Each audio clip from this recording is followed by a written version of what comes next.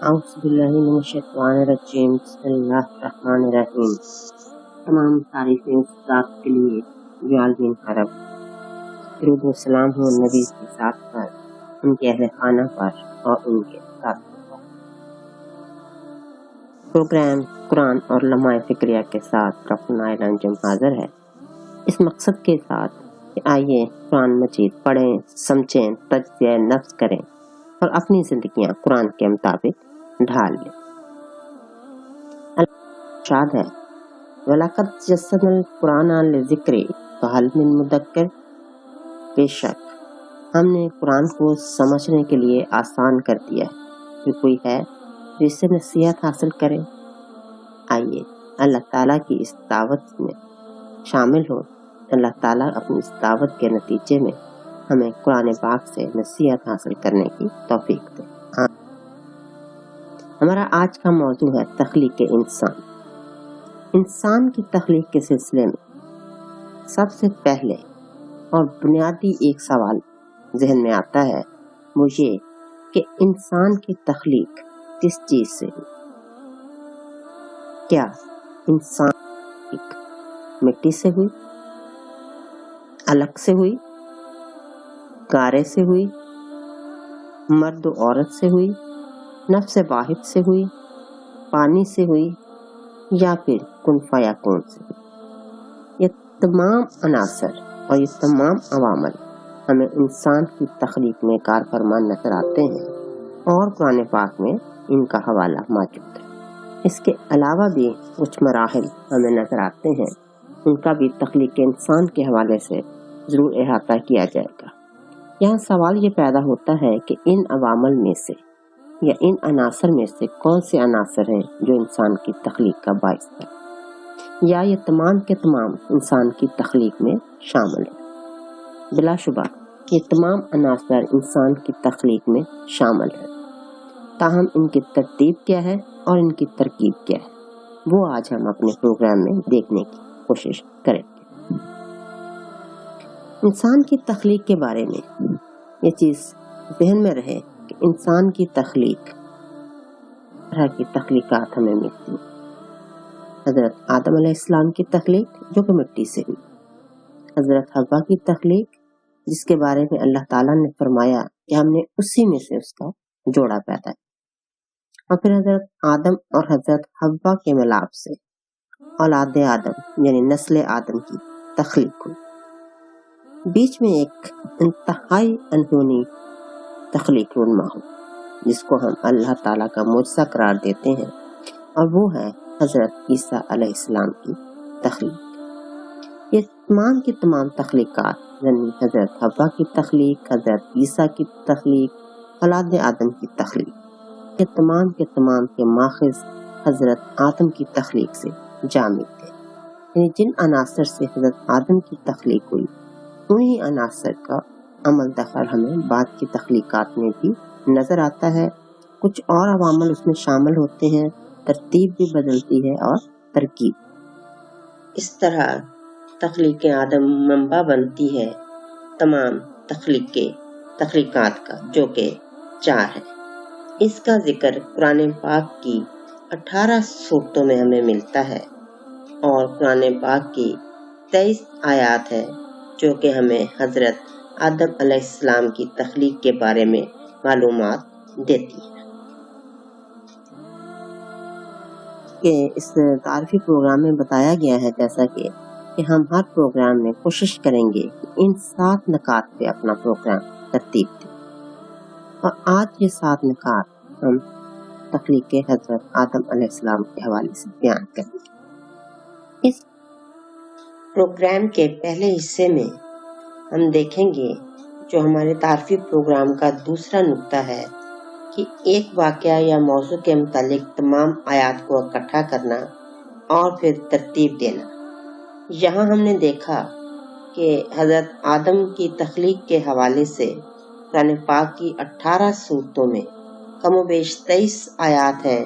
جو ہمیں ان عوامل اور عناصر کے متعلق معلومات دیتی ہیں جن سے مل کر حضرت آدم علیہ السلام کی تخلیق ہوئی۔ وہ عناصر کس طرح ملے، ان کی ترتیب کیا تھی، ان کی ترکیب کیا تھی، یہ ہیں حضرت آدم علیہ السلام کی تخلیق کے مراحل، جو ہم پہلے حصے میں جو ہے وہ دیکھیں گے کہ کون سے مراحل ہیں جب حضرت آدم کی تخلیق ہوئی۔ پروگرام کے اس دوسرے حصے میں ہم دیکھیں گے کہ ان 18 صورتوں کی ترتیب نزول کیا ہے اور ترتیب تلاوت کیا ہے۔ یعنی سب سے پہلے حضرت آدم کی تخلیق نزول کے اعتبار سے کب بیان کی گئی اور تلاوت کے اعتبار سے کب بیان کی گئی، دونوں میں فرق کیا ہے اور دونوں کی حکمت جاننے کی معمولی جو اپنی کوشش ہے وہ کریں گے۔ اس دو میں ہم یہ بھی دیکھیں گے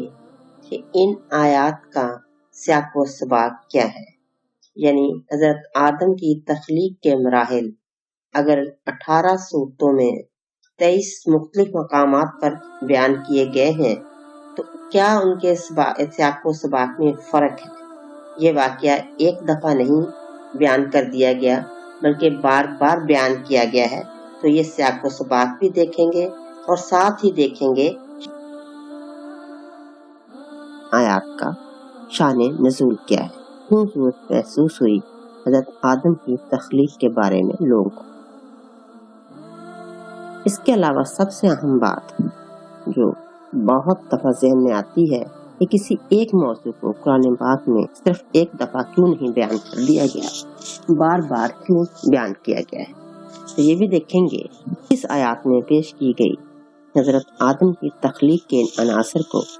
کیوں بار بار پیش کیا گیا، اس تکرار کا فرق کیا ہے، تکرار کا پس منظر کیا ہے، اور ان جو تخلیق کے حوالے سے جو مختلف الفاظ استعمال کیے گئے ہیں وہ کس سیاق و سباق کے حوالے سے بیان کیے گئے ہیں، اور اگر ایک ہی معنی کے لیے مختلف الفاظ ہیں یا الفاظ کے مختلف معنی استعمال کیے گئے ہیں تو ان میں کیا حکمت پوشیدہ ہے اور اس کے پیچھے کون سے وہ عوامل ہے، کون سا وہ پس منظر ہے جب ان الفاظ کو بیان کیا گیا ہے۔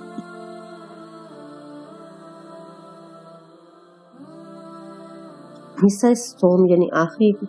حصے میں یہ دیکھا جائے گا جو کچھ بھی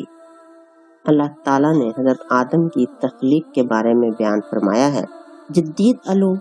اور دیگر علوم اس عمل کی کس طرح توثیق کرتے ہیں اور کس طرح تصدیق کرتے ہیں۔ اس کے ساتھ ساتھ جو روشنی اللہ تعالیٰ نے ہمیں بیان فرمائی ہے، عطا فرمائی ہے حضرت آدم کی تخلیق کے عوامل اور عناصر کے حوالے سے، ان کا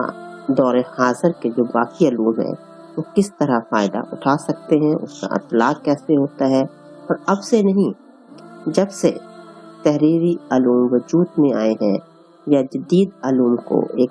کمپائل کرنا شروع کیا گیا ہے، حضرت آدم کی تخلیق کے حوالے سے وہ علوم ہمیں کیا بتاتے ہیں اور کس طرح اس جو خزینہ معلومات ہے جو ہمیں قرآن پاک سے حاصل ہوا وہ کس طرح آج کے دور میں ہم اس کا اطلاق کر سکتے ہیں۔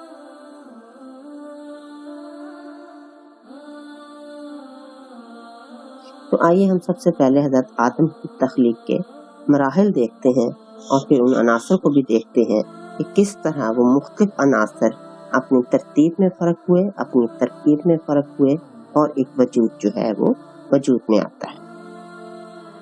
حضرت آدم کی تخلیق 7 مراحل میں ہوئی۔ عرض یعنی زمین، تراب خشک مٹی، 3 گیلی مٹی، جب خشک مٹی میں پانی ملایا جائے تو وہ 3 بن جاتی ہے۔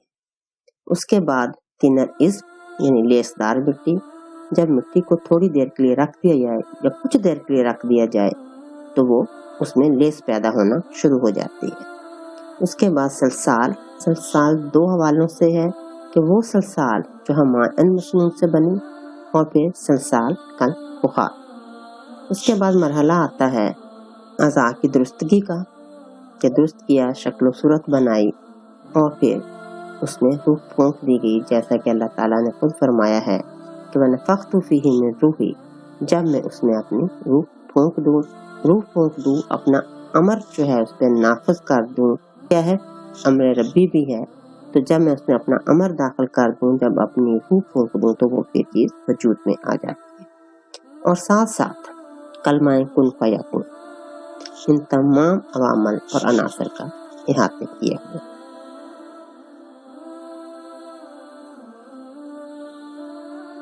پھر ہم دیکھتے ہیں کہ جب اللہ تعالیٰ نے حضرت آدم علیہ السلام کے پیدا کرنے کا ارادہ فرمایا تو زمین سے خاک لی، پھر اس کو پانی میں خمیر کیا۔ جب وہ لیسدار ہو گئی اور وہ گارا سیاہ ہو گیا اور اس میں بو پیدا ہو گئی اور وہ خشک ہونا شروع ہو گئی، تو پھر اس میں انسان کی صورت بنا اور اس کے بعد اس کو درست کیا اور اپنی روح پھونک۔ اس طرح یہ 7 مراحل میں حضرت آدم علیہ السلام کی تخلیق۔ اس طرح ہم یہ بھی دیکھتے ہیں کہ حضرت آدم کی تخلیق میں 4 عناصر یعنی مٹی، پانی، ہوا اور آگ شامل، اور یہ تمام کے تمام عناصر جیسے کہ میں نے پہلے بتایا کہ سطح زمین سے مٹی لی گئی، پھر اس میں پانی ملایا گیا، وہ گیلی مٹی بن گئی، پھر وہ خشک ہو گئی ہوا سے، اور پھر وہ آگ میں تپ کر بالکل ٹھیکری کی مانند ہو گئی۔ ابھی اس کے اور بھی حوالے آگے آئیں گے۔ تو یہ 4 عناصر ہمیں حضرت آدم علیہ السلام کی تخلیق میں ہی نظر آ جاتے ہیں، اور یہی 4 عناصر بعد میں ہمیں باقی تخلیقات میں یعنی حضرت حوا کی تخلیق میں، حضرت عیسیٰ کی تخلیق میں، اور خاص کر اولاد آدم کی تخلیق میں بھی نظر آتے ہیں۔ اولاد آدم میں کچھ اور عوامل اور عناصر کی ترتیب اور ترکیب بھی ہے، تاہم یہ بنیادی طور پر 4 عناصر جو ہیں وہ نمایاں۔ اب ہم دیکھتے ہیں کہ کس طرح یہ 7 مراحل قرآن پاک میں کن کن صورتوں میں کن کن آیات میں ان کا حوالہ ہے۔ تو عرض کے حوالے ہم دیکھتے ہیں کہ ہمیں اس کے متعلق جو ہے قرآن پاک سے تقریباً 3 حوالہ جات ملتے ہیں۔ سب سے پہلے سورۃ نجم میں ہے، اللہ تعالیٰ نے شان الہی کو بیان کرتے ہوئے فرمایا ہے کہ اللہ وہی ہے اور اس وقت سے انسانوں کو جانتا ہے، اس انشاکم من الارض سے، جب اس نے تمہیں زمین سے اگایا تھا، یعنی سطح زمین سے مٹی۔ پھر سورۃ ہود میں آتا ہے کہ جب اللہ تعالیٰ کی شان بیان کی گئی ہے کہ وہی ایک معبود ہے، اس کے سوا کوئی عبادت کے لائق نہیں ہے، وہ وانشاکم من الارض، جس نے تمہیں زمین سے پیدا کیا۔ اور پھر اللہ تعالیٰ کی شان اور کبریائی بیان کرتے ہوئے ہمیں قرآن پاک کا یہ ارشاد بھی ملتا ہے کہ واللہ، اللہ وہی ہے، انبتکم من الارض نباتا، جس نے تمہیں زمین سے ایک خاص اہتمام سے اگایا۔ اس کے بعد مرحلہ شروع ہوتا ہے تراب، یعنی خشک مٹی جو کہ سطح زمین سے لی گئی۔ پچھلے ہم نے دیکھا ہے کہ عرض کا تمام حوالے انسان کی تخلیق سے ہوئے ہیں، اور انسان کو جب بتایا گیا کہ زمین سے اگایا گیا ہے، زمین سے کون سا عنصر سب سے پہلے لیا گیا، وہ ہے خشک مٹی۔ خشک مٹی کے حوالے سے ہمیں قرآن پاک میں 6 آیات میں اس کا جو ہے وہ معلومات ملتی ہیں۔ سورۃ آل عمران میں اللہ تعالیٰ نے جب حضرت عیسیٰ علیہ السلام کی حوالہ دیا پیدائش کا، تو فرمایا کہ حضرت عیسیٰ کی مثال ایسی ہے جیسے آدم کی، خلقہ من تراب، کہ اللہ نے اسے مٹی سے یعنی خشک مٹی سے بنایا، ثم قال اللہ کن فیکون، اور پھر اگلا مرحلہ حوالہ جات میں ہم دیکھیں گے کہ تراب کا عنصر جو ہے، خشک مٹی کا عنصر جو ہے، وہ اولاد آدم یعنی انسان کی تخلیق کے حوالے سے بھی بیان کیا گیا ہے۔ سورہ فاطر کی آیت کا جز ہے کہ واللہ خلقکم من تراب، کہ اللہ وہی ہے جس نے تمہیں مٹی سے پیدا کیا۔ پھر باقی جو ہے اس کے عوامل بیان کیے گئے ہیں، اور اللہ تعالیٰ کی کبریائی اسی حوالے سے بیان کی گئی۔ اس کے بعد ہمارے پاس سورۃ غافر کی آیت نمبر 67 کا جز ہے، اور اللہ تعالیٰ اپنی شان بیان کرتے فرماتے ہیں کہ وہ والذی خلقکم من تراب ثم، کہ اللہ وہی ہے جس نے تمہیں تراب سے یعنی خشک مٹی سے پیدا کیا۔ اس کے بعد سورۃ کہف میں 2 ساتھیوں کا قصہ ہے، جب وہ آپس میں بیٹھے گفتگو کر رہے تھے اور ایک ساتھی دوسرے کو اللہ کی شان بتا رہا تھا، تو اسے یہی کہہ رہا تھا کہ کیا تو اس ہستی کا جس نے تجھے مٹی سے پیدا کیا انکار کر رہا ہے؟ وہ ذات خلق من تراب، جس نے تمہیں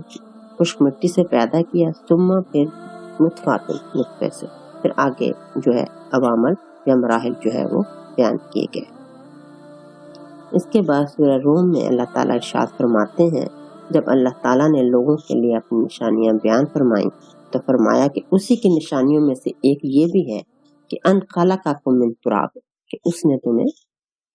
خشک مٹی سے پیدا کیا۔ سورۃ حج کی آیت کا ایک جز ہے اور اس میں اللہ تعالیٰ نے تخلیق انسان کے بہت سے مراحل جو ہے بیان کیے ہیں، یہاں صرف ایک جز پیش کیا جاتا ہے۔ اللہ تعالیٰ نے فرمایا ہے کہ اگر تمہیں اس چیز کے بارے میں کوئی شک ہے کہ تم مرنے کے بعد کس طرح زندہ کیے جاؤ گے، تو پھر جو ہے یہ بھی یاد رکھو کہ فَإِنَّا خَلَقْنَاكُم مِّن تُرَابٍ، کہ ہم نے تمہیں پہلی مرتبہ مٹی سے، خشک مٹی سے پیدا کیا تھا، اور پھر آگے جو ہے اس کے مراحل۔ اس کے بعد مرحلہ آتا ہے طین یعنی گیلی مٹی کا۔ جیسے کہ میں نے پہلے بتایا کہ خشک مٹی میں اگر پانی ملا دیا جائے تو وہ گیلی مٹی بن جاتی۔ اس حوالے سے آیات جو ہے رہنمائی فراہم۔ سب سے پہلے ہم دیکھتے ہیں کہ سورہ صاد کے حوالے میں اللہ تعالیٰ کیا ارشاد فرماتے ہیں۔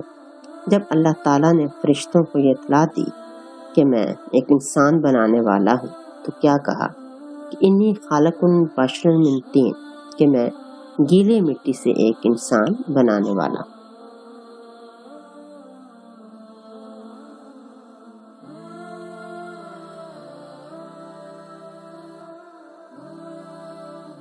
اس کے بعد جب ابلیس نے حضرت آدم علیہ السلام کو سجدے سے انکار کیا تو بھی اس نے یہی بات کہی کہ قالا انا خیر منہ، کہ میں اس سے بہتر ہوں، خلقتنی من نار، انہیں مجھے آگ سے پیدا کیا ہے، وخلقتہ من طین، اور اس کو گیلی مٹی سے پیدا۔ اسی مضمون کو یعنی ابلیس کے انکار کو سورہ بنی اسرائیل میں بھی یہی انہی الفاظ میں بیان کیا گیا ہے۔ جب اللہ تعالیٰ نے فرشتوں کو سجدے کا حکم دیا، سب نے سجدہ کیا سوائے ابلیس کے۔ کالا، اس نے کہا اسجد لمن خلقت طینا، کیا میں اس کو سجدہ کروں جس کو تو نے مٹی سے بنایا۔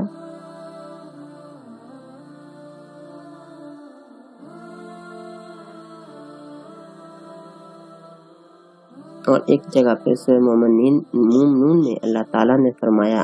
کہ وَلَقَدْ خَلَقْنَا الْإِنسَانَ مِنْ سُلَالَةٍ مِنْ طِینٍ، کہ دیکھو ہم نے انسان کو گیلی مٹی کے خلاصے سے پیدا کیا۔ اب گیلی مٹی کے خلاصے میں کیا کیا چیزیں آتی ہیں؟ پانی بھی ہے، مٹی بھی ہے۔ پانی اور مٹی دونوں کے جو ڈفرنٹ اجزاء ہیں وہ بھی اس میں شامل ہے۔ تو سجدہ کی آیت میں اللہ تعالیٰ نے اپنی شان بیان کرتے ہوئے فرمایا ہے کہ اللہ ذی احسن کل شیء، کہ اللہ تعالیٰ نے جو بھی چیز بنائی بہت ہی خوب بنائی۔ خلقہ وبدأ خلق الانسان من طین، اس نے انسان کی پیدائش گیلی مٹی سے شروع کی۔ یہاں بھی اللہ تعالیٰ اپنی شان کا حوالہ بھی دے رہے ہیں اور یہ بھی بتا رہے ہیں کہ انسان کی تخلیق گیلی مٹی سے۔ اس کے بعد مرحلہ آتا ہے طین یعنی لیسدار مٹی۔ گیلے مٹی کو کچھ دیر کے لیے رکھ دیا جائے تو اس میں لیس پیدا ہو جاتی ہے، اور کہا یہ جاتا ہے یہ اس کو ڈھالنے میں یا چیز کو بنانے میں کام آتی ہے، یا اس وقت اس میں جو خمیر پیدا ہوتا ہے تو بعد میں اس مٹی سے جو چیز بنائی جائے اس کو جوڑنے میں مدد دیتا ہے۔ اس حوالے سے یعنی طین اس کے حوالے سے ہمیں قرآن پاک میں ایک حوالہ اللہ تعالیٰ نے جب اپنی شان کو بیان فرمایا تو سورہ صفات میں کہا کہ آپ ان کافروں سے پوچھو کہ آیا ان کا پیدا کرنا زیادہ دشوار ہے یا ان کا جنہیں ہم نے ان کے علاوہ پیدا کیا، اور پھر بتایا کہ انا خلقناہم من طین، اس ہم نے انہیں یعنی انسانوں کو کس سے پیدا کیا؟ لیسدار مٹی سے پیدا کیا۔ اس کے بعد مرحلہ آتا ہے سلسال من حماء مسنون، ایسی بجنے والی مٹی جو سڑے ہوئے گارے سے خشک ہو کر بنی، یعنی مٹی پانی پڑی رہی، لیس پیدا ہو گئی، کیچڑ بن گیا، دلدل بن گئی۔ تو حمائن کا لفظ اسی گارے اور کیچڑ اور دلدل کے لیے استعمال ہوتا ہے۔ مسنون کے معنی ہے کہ ایسی سیاہ مٹی جس سے خمیر اٹھا ہوا ہو، اور ایک اس کے معنی یہ بھی ہے کہ ایسی چیز جس کی حالت تھوڑی سی بدل دی گئی ہو، اس میں بدبو پیدا ہو گئی ہو، شکل تبدیل کر دی گئی ہو، اور جس کو ڈھالا گیا ہو یا جس کو رگڑا گیا ہو. اور سلسال بچنے والی مٹی جو خشک ہو جاتی ہے، یعنی جو ہوا میں پڑی رہے، وہ چیز بنائی گئی ایک گارا کیچڑ دلدل، وہ خشک ہو گئی، خشک ہو کے اس کی حالت تھوڑی سی بدل گئی، تھوڑی سالڈ فارم میں آ گئی، پھر اسے ایک چیز میں ڈال دیا گیا. دوسرا ہے سلسال کل فخار، یعنی ایسی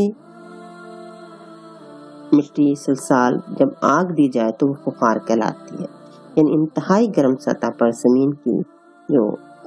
ہے ٹھیکری کی طرح کھنکھناتی کیفیت. آپ دیکھ رہے ہیں کہ جب آگ میں کسی چیز کو تپا دیا جائے تو پھر وہ زیادہ بد. اب اس حوالے سے ہم دیکھتے ہیں کہ قرآن پاک میں کیا آیات آتی ہیں. اللہ تعالیٰ سورۃ فجر میں فرماتے ہیں کہ وَلَقَدْ خَلَقْنَا الْإِنسَانَ مِنْ صَلْصَالٍ مِنْ حَمَإٍ مَسْنُونٍ، یقیناً ہم نے انسان کو ایسی کھنکھناتی مٹی سے جو خمیر اٹھے ہوئے گارے سے بنی ہو پیدا کیا ہے. کے بعد جب اللہ تعالیٰ نے تخلیق آدم کی فرشتوں کو اطلاع دی تو پہلے ہم نے دیکھا کہ اللہ تعالیٰ نے ایک یہ لفظ استعمال کیا کہ میں 3 سے بنانے والا، اور اب اللہ تعالیٰ نے تھوڑا انداز بدلا کہ اللہ تعالیٰ نبی صلی اللہ علیہ وسلم سے فرما رہے ہیں اور لوگوں سے بھی کہ یاد کرو اس وقت کو اس قال ربک للملائکات انی خالق بشر من صلصال من حماء مسنون، اور یاد کرو وہ وقت جب تیرے پروردگار نے فرشتوں سے کہا تھا کہ میں خمیر اٹھے ہوئے گارے سے جو کہ سوکھ کر بچنے لگتا ہے ایک بشر پیدا کرنے. اور جب ابلیس نے حضرت آدم کو سجدے سے انکار کیا، اس نے ایک لفظ یہ بھی کہا تھا کہ قال لم اکن لاسجد لبشر خلقتہ من صلصال من حماء مسنون، کہ کیا میں ایسے بشر کو سجدہ کروں جسے تو نے ایسی کھنکھناتی مٹی سے پیدا کیا ہے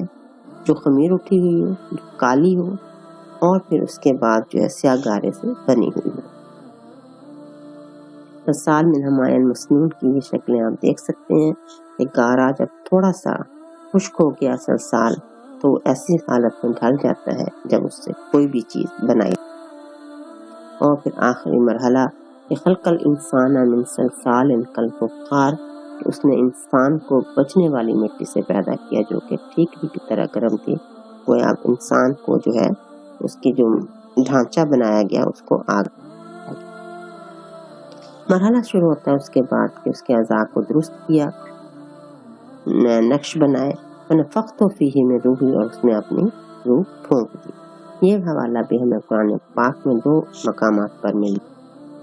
سورۃ 7 میں اللہ تعالیٰ نے فرمایا ہے کہ فَإِذَا سَوَيْتُهُ، جب اللہ تعالیٰ نے فرشتوں کو اطلاع دی کہ میں 3 سے ایک بشر بنانے والا ہوں، تو پھر کہا کہ جب میں اس کو درست کر لوں وَنَفَخْتُ فِيهِ مِن روحی، اور اس میں اپنی روح پھونک دوں، فَقَعُوا لَهُ سَاجِدِينَ، تو جا کے سجدہ کرنا. یعنی اب میں جب اس 3 سے بناؤں، 3 کے مراحل کے بعد اس میں اعضاء کو درست کر لوں اور اس میں اپنی روح پھونک دوں. اور انہی الفاظ میں یہی ہے وہ سورۃ فجر کی آیت نمبر 29 میں بھی بیان فرمایا گیا ہے کہ فَإِذَا سَوَيْتُهُ، جب میں اس کو ٹھیک کر لوں، وَنَفَخْتُ فِيهِ مِن روحی، اور اس میں اپنی روح پھونک دوں، فَقَعُوا لَهُ سَاجِدِينَ، اس کے آگے سجدہ کرنا یا سجدہ ریز ہو جانا. اس طرح جیسا کہ شروع میں میں نے بتایا تھا کہ کن فیکون کا مرحلہ ان تمام عناصر عوامل پر عمل دخل رہا ہے، جیسا کہ اللہ تعالیٰ نے فرمایا ہے سورۃ آل عمران میں کہ اللہ کے نزدیک عیسیٰ کی مثال ایسے ہی ہے جیسے آدم کی. خلقہ من تراب ثم قال له کن فیکون، اور پھر اس کو حکم دیا کہ ہم نے آدم کو مٹی سے بنایا اور پھر اس کو حکم دیا ہو جا، اور وہ ہو گیا. اس طرح آدم کی تخلیق میں ہم دیکھتے ہیں کہ عناصر مٹی، پانی، ہوا، آگ، اور مراحل میں آخری مرحلہ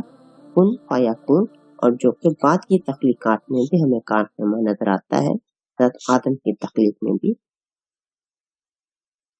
اس طرح جیسے شروع میں بتایا تھا کہ اللہ تعالیٰ نے جب حضرت آدم علیہ السلام کو پیدا کرنے کا ارادہ فرمایا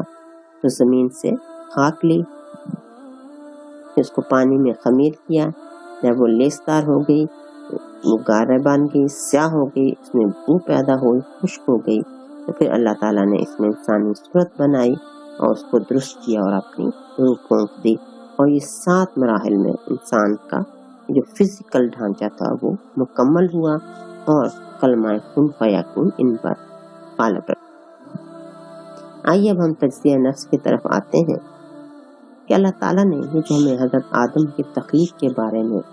معلومات دی ہیں، اور اکثر مواقع پر آپ نے دیکھا کہ اللہ تعالیٰ نے مخاطب انسانوں کو کیا ہے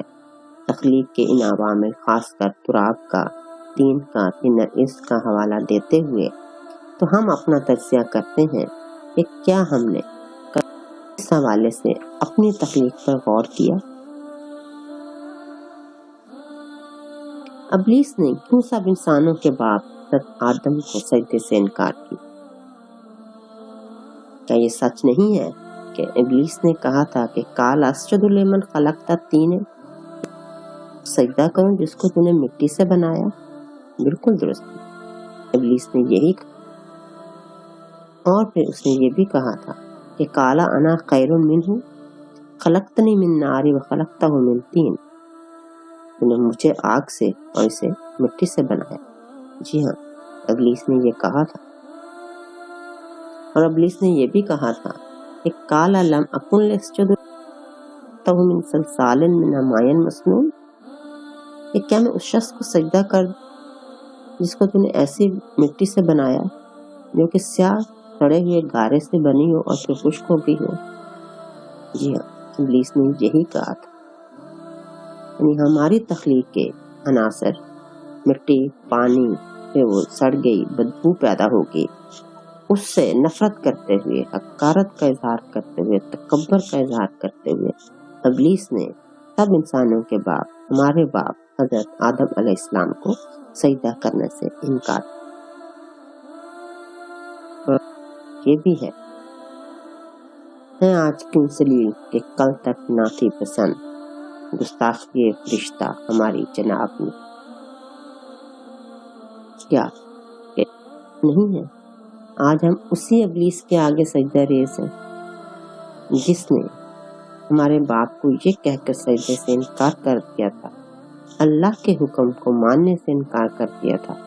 کہ وہ طین سے بنا ہے۔ تو جس آدم کو اللہ نے طین سے پیدا کیا، طین عزب سے پیدا کیا، سلسال من حماء مسنون سے پیدا کیا، اور پھر یہ شرف دیا کہ تمام فرشتوں کو حکم دیا کہ وہ سجدہ کریں، نہ کرنے پر ابلیس کو نکال دیا۔ سوچئے کیا آج ہم اسی ابلیس کے آگے سجدہ ریز تو نہیں ہیں؟ تو میں نے پیچھے سوال کیا کہ آج کیوں اتنے ذلیل ہے، شاید اس کی وجہ یہی۔ سوچئے، سمجھئے، یوں کو قرآن کے مطابق ڈھالنے کی کوشش کرے۔ وما علینا الا البلاغ المبین۔ الحمدللہ رب العالمین۔